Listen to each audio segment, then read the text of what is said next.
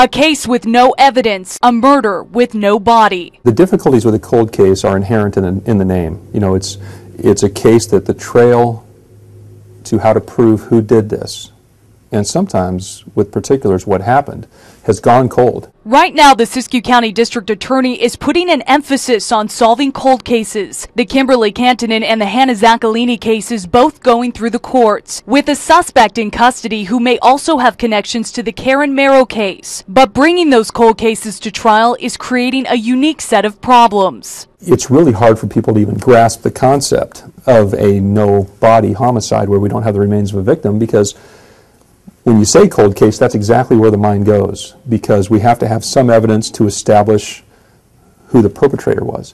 In this case, the difficulties with a no-body homicide is that we have to establish something about the remains of the victim, and that's without any physical evidence.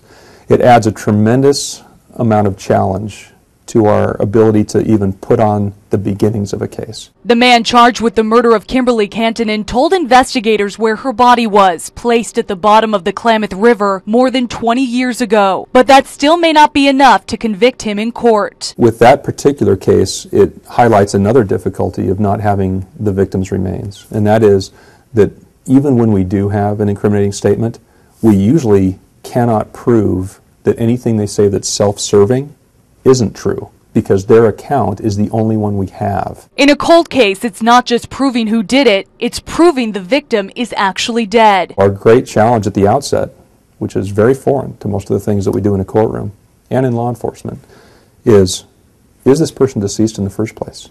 And if so, how do we know it?